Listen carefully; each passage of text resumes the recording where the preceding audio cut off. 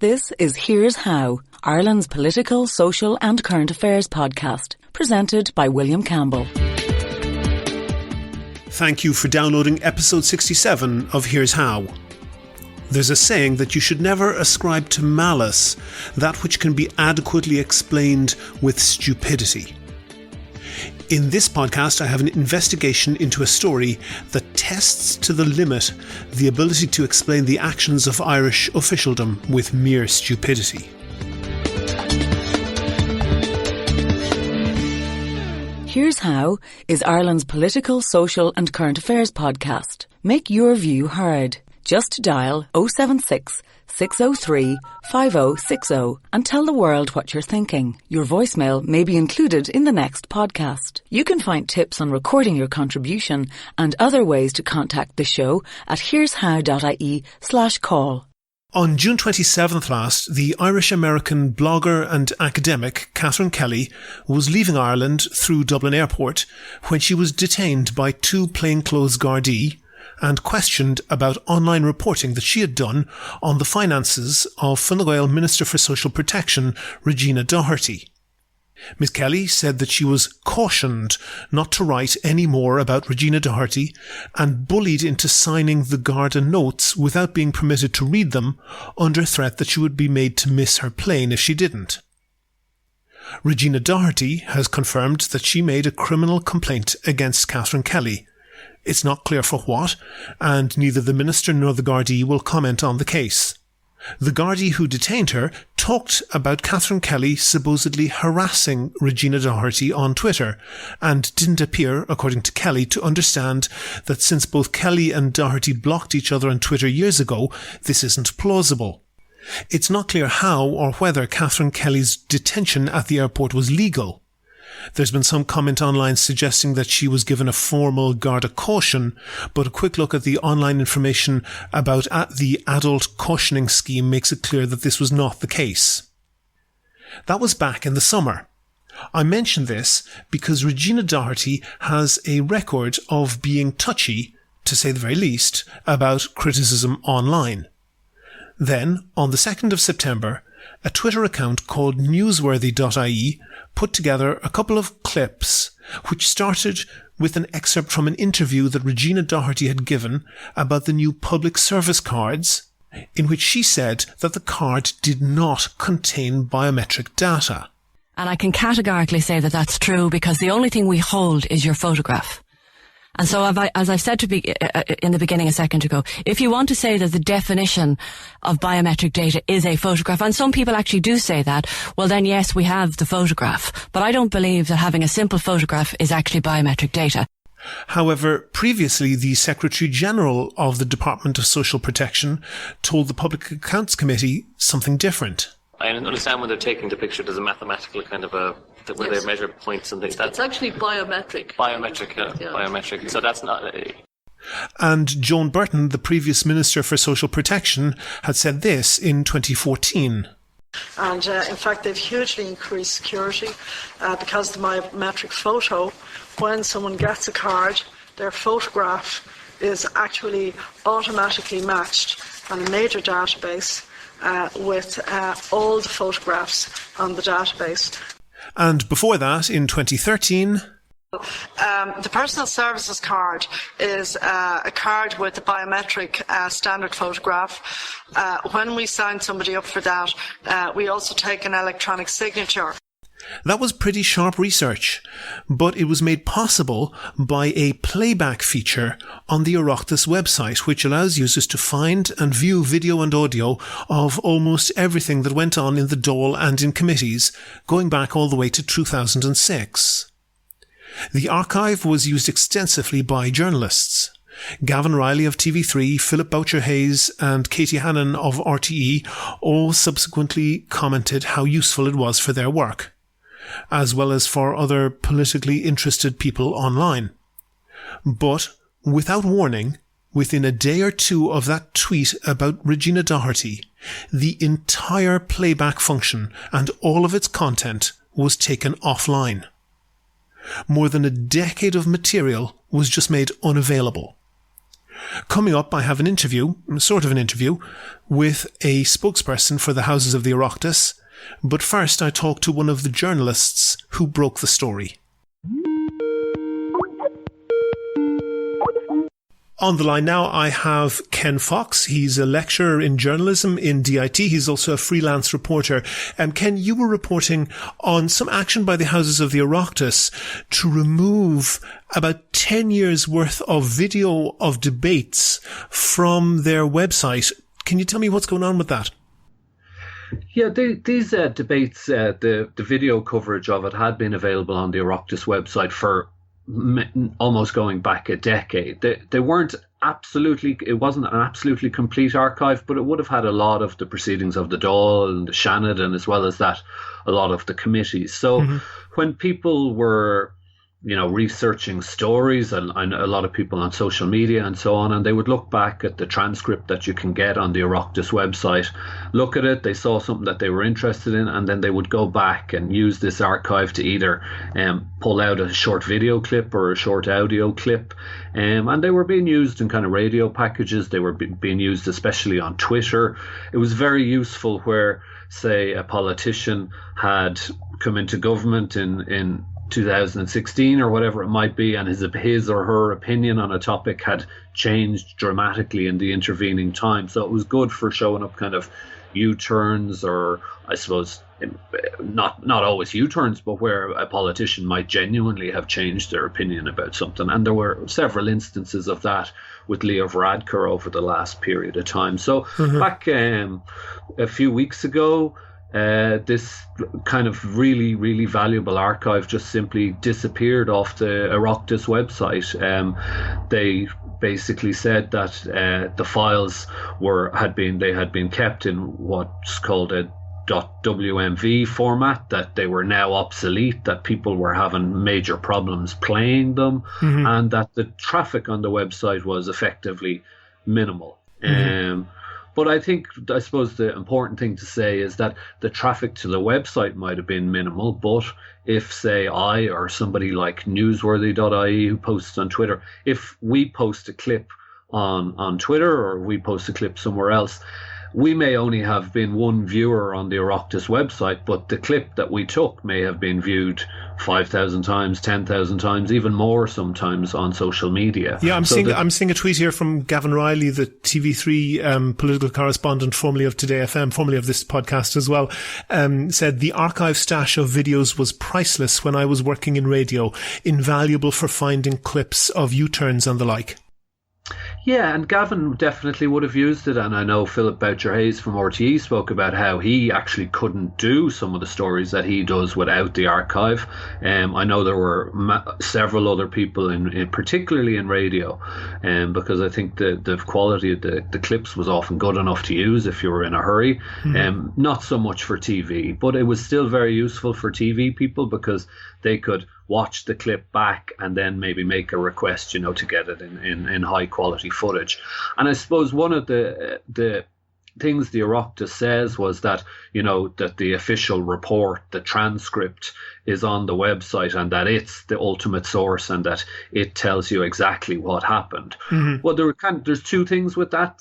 Firstly, it isn't an exact version of what's actually said in the Oireachtas or in committees, because so this is, I should just say for listeners, there are official stenographers in the Dáil and also in committees who literally sit there typing up pretty much everything that's said. Am I right?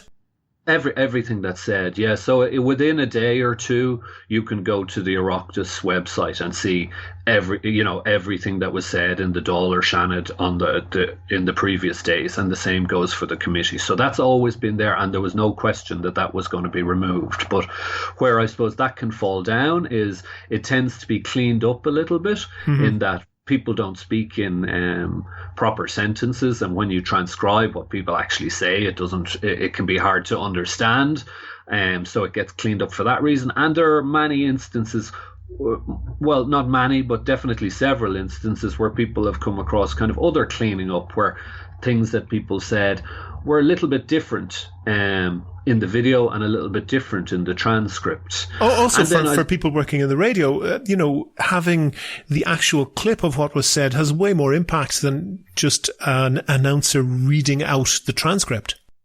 Absolutely, and obviously the other thing that a video or audio gives you is the context, the way people have spoken, whether they're being sarcastic, the kind of reaction they're getting from the opposition. There's a famous exchange in the Dáil where Enda Kenny tells a TD, to go and find out about water charges himself, and his voice is dripping with sarcasm. Yeah. And that type of thing doesn't necessarily come across when you're reading a very dry debate that's kind of being cleaned up for ease of reading and so on. So Ken, are you a conspiracy theorist on this? Do you think that this was cock up or stitch up? I'm not a conspiracy theorist, and people were, on social media, yes, they were suggesting, that people need to put on their tinfoil hats when they're suggesting that Leo Varadkar or the government had stepped in and said, we want this gone. I don't think that happened. I think the decision was made in-house within the Oireachtas, and the Oireachtas, for people that it wouldn't always be that clear to people how the Oireachtas actually works, but it kind of operates as a public body in and of itself. It's not controlled by the government as such. It's controlled ultimately by the Department of Public Expenditure, but to a large degree it kind of does its own thing. It's a big organisation with a big budget, several hundred staff. So I think the decision was made in-house. The conspiracy part of me would think perhaps there'll be a few politicians there. There'll be a few politicians there, Ken, who won't shed any tears over the fact that their inconsistencies and their hypocrisy can't be highlighted quite so clearly. Well, can't be highlighted so clearly, but could still be highlighted, just not as quickly. The files, according to the Oireachtas, were always going to be made available on request. So it was open to anybody, apparently. I've seen this. You like send in something in writing and you get it stamped at your local Garda station and double stamped at the post office between 2 o'clock and 4 o'clock on a Tuesday afternoon on the first Tuesday of the month or something like that. That was the conditions, wasn't it? No, it wasn't too bad. It was basically, you, as far as I can tell, the procedure was that you found the clip or you found the text that you were looking for and you sent them an email and said, can I get a copy of this video? And they said that they were going to come back to people within a couple of days, depending how old the footage was. Some of it, I think, pre-2009 was stored off-site, or so it would have taken a bit longer. But I know that the first requests, which had been made by the person who runs the Newsworthy Twitter account, had took over a week. So that takes an awful lot of the immediacy out of it. So yeah, but if somebody says something on the 1 o'clock news and it's the hot news topic of the day, you can then have an enterprising journalist can look up to see whether their claim was actually true, and by the 2 o'clock news they can be contrasting the two statements. Absolutely, yeah. And I mean, obviously when it comes to news and things like that, if a politician says something, on prime time or the RTE News, and a contradictory piece of video can be put online within a couple of hours, that makes news. It doesn't make news if you do it a week later when everybody's kind of forgotten about the original thing that was said. Ken Foxe, lecturer in journalism at DIT and freelance reporter, thank you very much for talking to me. Thanks. Never miss a show. Follow at Here's How Podcast on Twitter and like Here's How on Facebook for updates on each show's contents. So, having talked to Ken Foxe, I thought the obvious thing to do was to talk to whoever was in charge. Derek Dignam, the head of communications at the Oireachtas, had given an interview to RTE, but that didn't cover much of what I wanted to talk about, so I got in touch with the Oireachtas offices to try and arrange my own interview with him. I emailed and got a statement from Verona Nivrin, the press and public relations officer. It was obvious that it was a cut and paste response that didn't address the questions that I asked, and it contained a number of errors. I rang and asked could I record an interview, and I was given a time a few days later that I'd be able to talk to Derek Dignam. A few minutes before this interview was due to go ahead, I got a call to say that it would be cancelled. Another couple of days later, I spoke to Derek Dignam on the phone, and he suggested that it would be better that I speak to their web manager, Karen Hooley, and that it would take another few days to set up an interview with her and that they'd be in touch. After another few days, I rang back for Karen Hooley, and she asked me a long series of questions about the podcast. A few minutes later, I got an email from her saying that she would not give an interview. Finally, 9 days after first asking some basic questions, I rang the Oireachtas again and kept my recorder running. Oh, darling, Shanna there. Hello, could I have Derek Dignam at the communications office there, please? Derek, yes, of course, thank you. Thank you.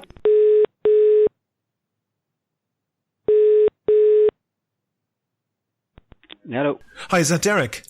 Yeah, speaking. Hi, Derek. This is William Campbell from the Here's How.ie podcast. How you doing? I was talking to Karen, Yes. as you suggested. She sent me She sent me back an email there, not saying, comfortable at the moment. that she wouldn't participate in the podcast. There's a few obvious questions there. Would you be able to take any questions now? Because there's like some fairly obvious questions that I think need to be answered, and I'm perfectly happy to, let you have a free run to say whatever you feel needs to be said. It's not intended to be a gotcha interview or anything like that.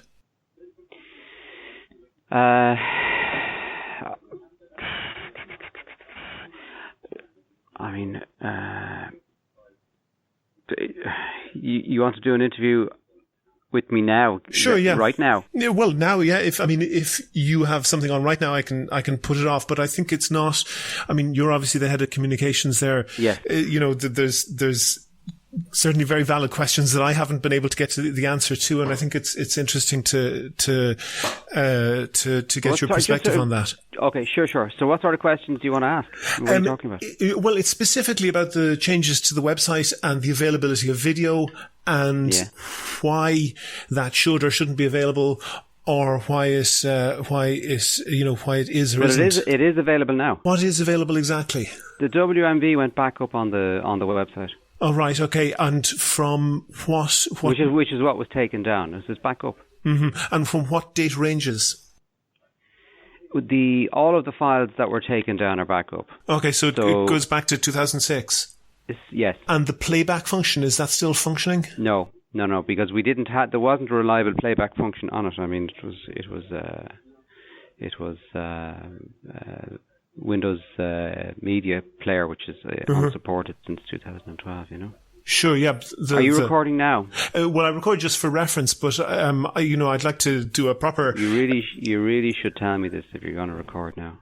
I just want to break in there. It's clear that Derek didn't appreciate that I was determined to record an interview with him. Equally, I didn't appreciate that 2 previous appointments to record interviews had been cancelled without notice. Because of this, and because of inaccurate statements that they had made on the topic, I wasn't just going to drop the story. I felt that the tactic being used was to string me along with vague promises until the story went stale. I told Derek that I'd be happy to record later if he gave me a firm commitment of an appointment, and that otherwise I would use this audio. You can hear what happened next. He gave me a summary of the position of the Oireachtas videos. The WMVs are back up. They're 0614. The player is out of date. That there are very high transcode costs to get them back down to MP4. No, actually, I don't know that. Transcode. Do you mean to convert the format? Convert to MP4. Yes. Yeah, they're quite high transcode costs. To do it, I'm not aware of that. That doesn't go with what other information I have. But obviously, if you have, kind of quotations or whatever, you can mention that. WMV we don't have quotations. Okay. We have estimates from HEAnet where the files were originally hosted, and so there are quite high transcode costs. So the question is whether it was reasonable at the time to enter into those costs when there was low traffic on that site. Now, obviously, we've touched a nerve. There were users who were discommoded. They're vocal. we have put the files back up, but we can't invest in a player just at the moment. For an organisation like ourselves to do transcoding, it would take quite a period of time, and it is not cheap, right? There are people out there in the tech sphere who can stitch memory together and whatever, I don't know, I don't have the tech terms for it, but effectively can amass enough memory and write the code to transcode it themselves, and that's fair enough. They're technically capable of doing that, and we take our hat off to them, but that's not the service that I can operate here. Right. So I would be into a costly sort of, and when I say costly, we're talking, thousands, okay, not hundreds. You know what I mean? So I have to think about those sorts of things, given the low volume of traffic to the site. Okay. I think, to be honest, I think you made a mistake in that you looked at the traffic on your site rather than the downstream traffic of people who were using the video. Which is obviously very significant, but how do you mean significant? Well, in that thousands of views. Do you think? Oh, I know for a fact, yeah. Right. Okay. And so, how you mean views by end users? Yeah. Sorry, who was putting it up for them to view? What just explain that to me now. Oh, well, for example, the guy who is now the chief political correspondent of TV3, previously of Today FM, Gavin Riley is his name. Gavin, yes. Was saying that this was an invaluable resource, that he would pull audio from this and include it in his radio reports. Yeah. And there's other, users online who... Right. And sorry, but you gave a figure of thousands. How did you arrive at that conclusion? The video, or the audio from that video then was frequently included in, for example, Today FM reports, included, I know Philip Boucher-Hayes was saying... How do you know it was...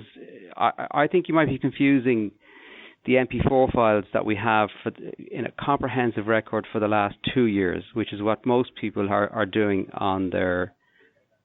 what most of the Polcars are using. No, I think the reason why I think you probably got a lot of blowback was because what would frequently happen was that a statement made recently was compared to one made maybe 10 years ago. And the feeling was that politicians didn't like ready access to the things that they had said going back years, that when their position perhaps had changed, and that easily searchable and easily findable audio was not something that that they liked so much. But there were no politicians. I told you this before. There were no politicians involved in this decision. It was an admin decision around cost and storage. That may be the case, but I don't think that's what was perceived to be the case by people who were doing that. And by people who are doing what? By people who were, for example, producing content, be it on Twitter or wherever. Well, like one of the questions that I wanted to ask, and which we didn't get, was what was the precise date that went offline? Oh, I think I'd have to check that myself, but I think it was early September. You can see how when one particular Twitter, quite a popular Twitter user, on the 2nd of September produced a series of videos with one particular government minister being flatly contradicted. That was published on the 2nd of September. Yeah. And the government minister is Regina Doherty, who a lot of people feel have form. She has form in sense of calling the Gardaí in on bloggers that she didn't like. Yeah. A video was produced online, including a recent statement of hers and previous statements going back years, showing that she was incorrect. And then within a day or two of her being embarrassed on Twitter, the service which was used to produce that is pulled. You can see that anybody seeing that will you don't have to be a conspiracy theorist. We know for a fact that Regina Doherty has a history of calling the Gardaí, and that's on a blogger that she didn't like. And the blogger was, it would appear, illegally detained at Dublin airport and threatened by Gardaí. Okay. And you're wrapping us into that story. No, I'm not. I'm saying that the facts are, a blogger was apparently... Nothing could be further from the truth. No, hold on for a second. Utterly Is it the ridiculous. truth that on the 2nd of September, a video was produced that was widely shared on Twitter, which contrasted a statement of Regina Doherty's, which she doesn't appear to be admitting it's untrue, but it's plainly untrue, and it was contrasted with video from Dáil committees and from Joan Burton, who had been previously the minister involved. Yeah. Rebutting what she said. It can, but it can't be done nearly as easily. Okay. Yes. No. I do accept that point. Okay. But hold on, Derek. The one question, and this is something that's important for democracy. A government minister who has form in using, at the very least, a sledgehammer to crack a nut on social media she doesn't like, then within a couple of days of a video appearing on social media that she doesn't like, apparently the Dáil cutting access to those videos. Yes. You can see that. Sorry, what sort of comment do you want me to make on that? I had no idea about the Regina Doherty video work done by whomsoever did it. I had no idea about that. Well, the fairly obvious comment is that what you're doing, and I will read it to you, the e-democracy policy. It says, the first stage of the e-democracy program is concerned with ensuring that all public service information is available online through the web for members, and for members of the Dáil, it means, and the public at the same time. What you have done would appear to be completely incompatible with that policy.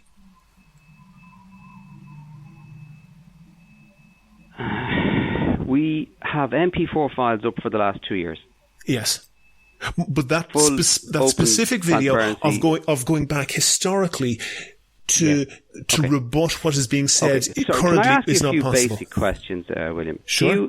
Do you accept that WMV is an old, obsolete format? Oh, there's hundreds of formats. I can download a VLC player and play any of them. Well, actually, I tried the other day and I couldn't do it. So my technical advice is that was an obsolete format. Okay, I'd have to say that you're not correct on that. It's true that Microsoft doesn't support that anymore, but the WMV is used widely on the internet, and in any case, the service was being used. It wasn't broken, and so cutting off access to it is not explicable by that. Well, my information is that it was not supported by Microsoft since 2012. Sure, yeah, that doesn't mean it doesn't exist. Of course it exists, but not everybody has a player. But a free player can be downloaded in a couple of seconds. Well, if that is the case, then the problem is solved, because the WMV files are back up. Going back to 2006? Yes. With the playback page? The raw files are there. Sure, but the playback page... Just go in and the playback page not was the playback page because we don't have a player. The playback page was being used, and I know because I've made inquiries, the playback page was the page that was most useful when finding specific stuff. So that was there up on the 2nd of September. It was removed subsequently. I'd say what people did is they went to the official record. They found the text they wanted, and they checked then on the same day for the video. They scrolled through and they found the piece of video they wanted, and that was fine. No, not the former, just the latter. How would they know where to go? How would they know what they were looking for? I don't know that specifically, but I know because I've talked to the person that the key element of it was the playback page, which was used for that up to at least the start of September, and is not there now. And I'm just wondering why that. And in addition, no warning was given. Do you accept the raw files are there? Sure, yeah, but they're of limited use. If you want to kind of first of all download a few gigabytes of files and then try to go through them, that's something that's much more difficult than using a YouTube type interface. That you can kind of skip along, find the bit you want, clip it out, copy it, and put it together with something else. I'll have to get a more complex answer, obviously, for you, because as far as I understood it, there was no player available to play the WMV5? Well, the information that I have that I can tell you authoritatively was that, and I know that Philip Boucher-Hayes commented on it. He's a senior reporter in RTE. Katie Hannon from RTE Primetime. Gavin Riley, now of TV3 today, previously of Today FM. They were specifically using that playback page, and that playback page was used without. But how would they know that was removed without warning. Oh no! There was 6 weeks' notice up on the. That's actually not correct, and I've clarified this with Karen Hooley. There was a warning that was put on a different page, but that's not how people use. That's not how people use the internet. There was no warning put on the playback page, and the playback page was removed within a couple of days of the Regina Doherty video, without warning. Okay. And you can see how that's you true. Don't have to be a conspiracy theorist to see that isn't the best for democracy. Listen, thank you for all the information. Okay. I can see where you're going with this, and so, you're going to do what you have to do, so... No, but I mean, what I really want to do is put your point of view with everyone else, and if you have facts, and if you believe they're correct... you clearly don't accept... You have linked an innocent action into a theory about protecting ministers, and you clearly have made your mind up that is the case. Absolutely not. And that's absolutely incorrect. You clearly have. I've said that there was a sequence of events that a reasonable person could infer that I was unaware of. That's possibly so, and that was information that I didn't have. I wasn't aware of the Regina Doherty incident. People who follow Irish politics on Twitter will have. You may or may not do that, but it's that's hardly any irrelevant thing to say, William. Now, for it really. No, it's not. You're saying you were unaware of it, and I accept that. I'm not aware. Yes, but the sting in your tail there was you more or less expected me to be aware of it. I'm just not aware of every single thing. That's completely understandable. I'm not intending any sting in the tail. My point is that this was widely shared amongst people who have admittedly a fairly narrow interest of Irish politics. That was widely shared on Twitter. Indeed. All right. Listen. No, I'm not going to do a piece. You've made your mind up, and I'm not. I absolutely have not made my mind up. And even if I had, that doesn't. I'm not going to prevent you from giving your full side of the story. And if you have facts, which it appears you do, that other people don't. I mean, straight up, there was a way to play video going back to 2006. Is that going to be restored? If I can not find a way, there obviously is a way, or you'll tell me there's a way, we will try and find a way to transcode those files and make them available to people. I have no difficulty with that whatsoever. Okay. You're aware that when you Google convert WMV to MP4, I'm sure somebody can do it. You can do it online for free. With who? There's numerous websites doing it. I mean, that's obviously an encoded service. It happens instantly. I guess the volume of stuff you have, it might be worthwhile getting access to the code rather than just the website. Ireland is not somewhere that is short of computer programmers. It's not my expertise, but I don't think it's difficult. So there's about 20 terabyte of stuff there. Do you think somebody that you could just pop that through a website, get it transcoded overnight and pop it back and store it somewhere else? No, I mean, do you think it's as easy as that? It wouldn't be popped through a website. It would make sense to run that locally, but it is a automatable procedure. It's not that somebody has to sit there and click every video. Okay. It's that you write a piece of code that transfers it. Okay, look, clearly that's something we have to examine.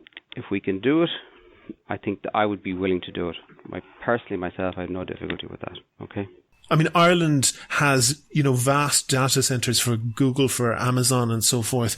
YouTube converts more video probably since we've been started talking than the Dáil has ever created. It is not a difficult technical task in the scheme of things. So you say. Okay. We need time to examine all of that, and I don't want to inflame debate on this while we're trying to find solutions. I have no intention of inflaming debate, but I would really be interested, would you commit that if somebody can propose within a reasonable cost, a a transcoding. I'm not committing anything to somebody I've never met at the end of a phone line. I'm not asking you to commit to me. I'm asking you if the possibility is to, at a reasonable cost, transfer those files. Is there any other barrier to making them available online? No, we've put the raw files up. If there's a way of putting a player in there, we'll explore that. Going back to 2006? Yes. I don't have any difficulty with that whatsoever. Okay, well, I'll put out the raw files are up there. Sure, but you accept that their use is limited. I don't use them, so I can't technically say to you what that usage level is. Would you accept then that people on Twitter and also, very well-known reporters who say that this is a loss, a very serious loss to their ability to report, would you accept their bona fides? Of these reporters? Yes. They're all respectable, well-known people. Yes, I would accept their bona fides. Yes. I don't understand. I don't. I think we touched on a nerve here that we didn't realise we were touching on. Sure. Is it possible, Derek? I'm trying in terms of restoring this thing here, and. So, I'm not a politician. I'm a civil servant. I'm trying to do the best I can in terms of sorting this out, okay? Okay. Would you... So me giving commitments, I don't know what you're going to do with the tape you have of this interview. I don't give you any authority to use any part of it because you have told me that it's for your background notes or whatever, okay? So just be really clear on that. Well, Derek, there's no limitation in law on what I can do with it, and if you will say to me in a prepared way what you said, I don't think you've said anything unreasonable, and I'm not accusing you of saying anything that's untrue. Well, I'd like to put it together in a neat way and communicate that information, but I absolutely reserve the right to communicate it in the best way that I can.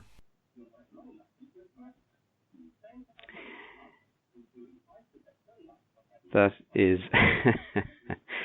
That's a really deceitful way of doing a podcast. It's absolutely not deceitful. Derek, I spoke to you on more than one phone call. I had conversations with your colleague, Karen Hooley. You work for the communications department in the Houses of the Oireachtas. This is, core to the democracy of the country. Yeah. And the official record is there. The MP4 files for the last 2 years are there. The WMV raw files are there for the 06-14 period. Straight question. We have a longer term project to try and get as much of that material up on the web as we possibly can, but I can't commit to it just at the moment. Okay, but straight question. The Northern Ireland Assembly, every word that's spoken there goes up on YouTube. Why couldn't the Dáil do that? Technically, I don't know the answer to that question, but I can find that out for you. Okay. Would you accept that the Oireachtas website... Sorry, I have a meeting starting at Such Is Life. All right, William. Be good. Derek, thanks very much. Bye-bye. Make your view heard. Record your own contribution and email it to podcast@here'show.ie. You can find tips on how to record a good contribution and other ways to contact the podcast at here'show.ie/call. You might have heard that I tried and failed to get one more question in there about the Dáil transcripts on the Oireachtas website. Derek had mentioned that the transcripts of everything said in the Dáil and Seanad are on the Oireachtas website, and that's true. The problem is that when you search for a transcript, the website just doesn't work. It's horrendously bad. It gives completely inaccurate results. Bear in mind that this is the official website of the Parliament of Ireland. One of its main functions is to be a reference for what is said in that Parliament, and that principal function doesn't work, and it hasn't worked for years. But it's still easy to search Dáil transcripts, because there's another website, kildarestreet.com, which is a voluntary website, and it uses XML links to scrape the content of the Oireachtas website, so all Dáil speeches and so on. And kildarestreet.com has an excellent search function that is fast and accurate. It's been doing the job that the taxpayer-funded Oireachtas website should be doing, and it does it for free. If you don't know what XML is, don't worry, it's basically tags on a web page that are invisible for the human reader, but they allow other websites to find where specific content is on that page. So when you do a Google search for a film, for example, Google shows you the IMDb rating of that film right in the search results. That uses XML, as I understand it. Back in 2012, the Oireachtas, also with zero notice, changed their website and stopped using XML, making it impossible for other automated systems like KildareStreet.com to access their content. Twitter exchanges at the time made it clear that Oireachtas staff simply had no idea what they were doing. There was uproar in nerdy political circles, not least because a huge chunk of KildareStreet.com's traffic comes from within Leinster House. With that sort of clout in their user base, the Oireachtas website was persuaded to cooperate with KildareStreet.com, and service was eventually restored. But when I wrote about this 5 years ago, I contrasted that response to the way the Residential Tenancy Board has its website. It's required by law to publish a register of rented properties, and it does. You can go to their website, rtb.ie, but you can't see the register on their website. That's because the register is stored in hundreds of thousands of records in Microsoft Excel files. I'm not kidding. And it gets worse. They're using Microsoft Excel 97, which has a limit of 64,000 lines. Which means that you have to download the right one from dozens of Microsoft Excel files and go through it to find the entry that you want. It's laughably incompetent. Or at least it would be if it wasn't so serious. The website is, of course, totally useless to anyone who accesses the internet on their phone, like young people, or students, or people who have to move house a lot because they're tenants with a bad landlord and they need information from the Residential Tenancy Board. As I say, I wrote about the Residential Tenancy Board website in 2012, 5 years ago. I went back and looked at it today. It hasn't changed at all. They still have their data in Microsoft Excel 97 files, 20-year-old software, and it's completely useless for the majority of people in Ireland who access the internet on their telephone. That tells us a lot about the priorities of officialdom in Ireland. When they mess up something that important people want, like dull records for politicians, they can just about stretch themselves to fixing it. But if you're a tenant who is having your rights infringed, you just don't matter. Do you agree? Do you disagree? If you want your point of view heard, dial 076 603 5060 and leave a contribution for the show. The lines are open 24/7 and you can find tips on how to record a good contribution and other ways to contact the podcast at here'show.ie/call. And before I end this episode 67 of Here's How, Ireland's political, social and current affairs podcast, published on the 9th of October 2017, I want you to note one other thing that Derek said when I talked to him. He said there that he had estimates for thousands of euro to convert the older format WMV files into MP4 files. That's not my precise area of expertise, but when I Google it, I can find multiple websites that convert those formats online for free. So if you are someone or you know someone who might be able to program a batch convert of the Oireachtas WMV files, please do get in touch. I have links and references for everything in the podcast in the show notes on the website. And if you can think of a topic that should be covered in a future show, or if you want to suggest someone to include, and that could be yourself, then let me know. If you like the podcast, please go on iTunes and give it a rating or even write a nice review. Also, please like the show on Facebook, follow the podcast on Twitter at Here's How Podcast, and follow Ken Foxe at Ken Foxe, that's Fox with an E, and also follow at Newsworthy_IE. And most importantly, subscribe to the podcast so new shows automatically come up in your podcast feed. You can use iTunes, Stitcher, TuneIn Radio, or any other podcast app or software. And you can also subscribe by email. Just go to the website, enter your email address, and you'll get a simple email with a link to listen each time a new show goes up, and no spam, I promise. There's full information about all of that and contact details for the show. It's all at www.here'show.ie. The next show will be uploaded shortly. The Here's How podcast is produced and presented by me, William Campbell. Thank you for listening.